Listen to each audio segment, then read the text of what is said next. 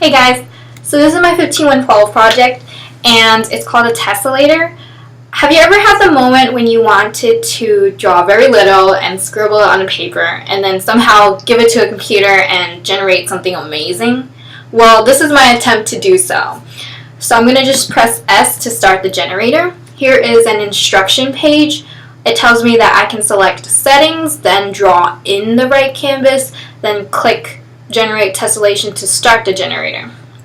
So I guess we can click R to select some settings. Here's the setting page. There's 5 different settings here. We're gonna go and try the black and gold one by pressing B. So this area here is the drawing board, and then here, this area in the black is the tessellator. So I'm just gonna simply draw something and have it generate on the screen. Oh, that's really cool. So if you notice here, there's like scaling and there's also rotation on the screen. I'm going to go on and move to the next setting here and press Z for randomization.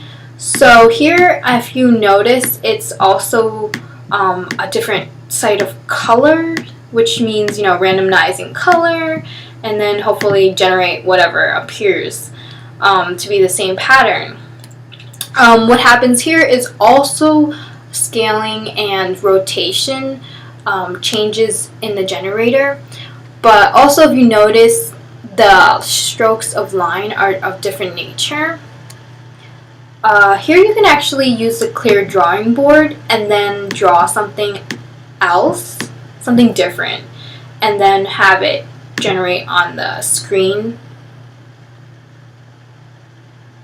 If you notice here in the triangle, it barely touches the other lines. It's because I have a formula written up for no intersections. So this way all the geometry doesn't cluster over each other. The third setting is tropical. I'm going to press T, and it has a different background. Yay, it looks pretty. I'm just going to try seeing what this does.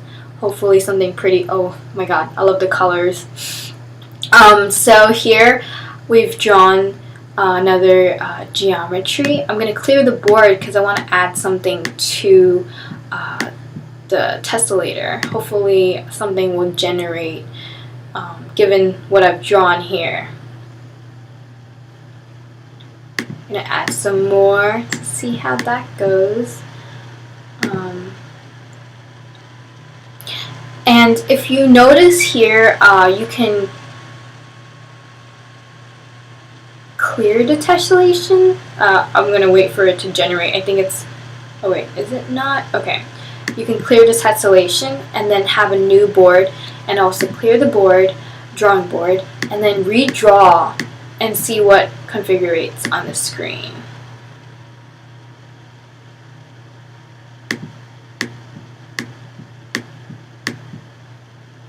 So you can pretty much do this for as much, as till your heart is content, as I want to say. But it does take some time because the program has to calculate where the pattern does not intersect, and also it has to rescale it and rotate it at the same time as calculating it all. So I ran a probability formula that is pretty large so that it draws a lot on the screen. This way the screen isn't completely blank all the time. And then let's check out our last setting once this generates. Or we can just move on to the next one. I think the next one is Christmas. Christmas is coming, so I made a Christmas setting here.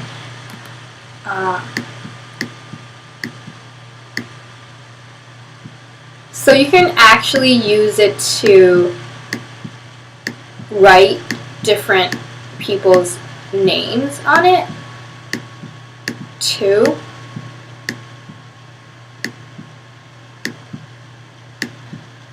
So it's drawing white. Hopefully this doesn't take too long. The more lines there are, the longer it will take to generate a tessellation.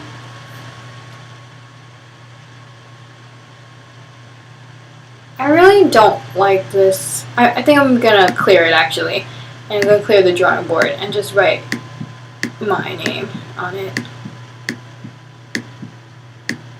So I've pre-selected the colors to have the user just go through the settings.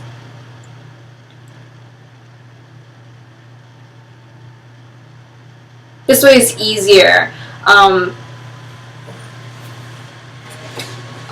Let's hopefully wait for this to generate and then I can show you. So most people as a designer would love to have these patterns generated but also saved, and so I have this save image button that allows you to save it as a PS file.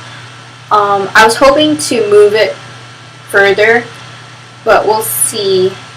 Okay, this isn't too bad. I'm gonna clear it so I can write my last name on it.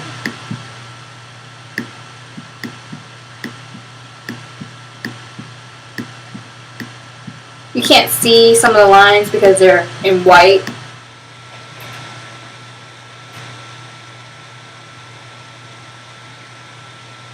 Oh. What do you know? I guess the last name has like a lot of lines, that's why. But I'm going to save the image here. But lastly, I'm going to show you just one more setting, is the Halloween setting. So you can see the different colors that I've selected. And then generate it. Oh, that looks cool. But I'm not going to save this one. Actually, I like this one. I'm not going to save it. So we're going to move on. And I will show you what the file that we have just created is called.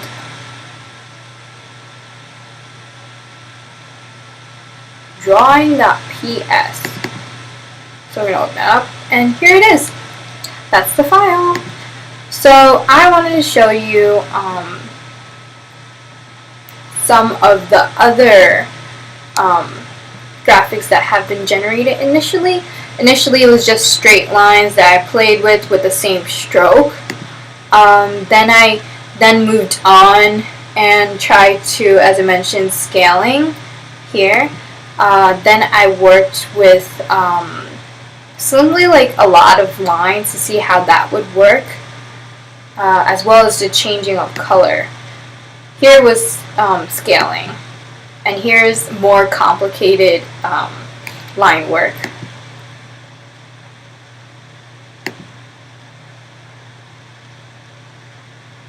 Gradually I was able to work in stroke and color and rotation and scaling and no intersection on all of these graphics.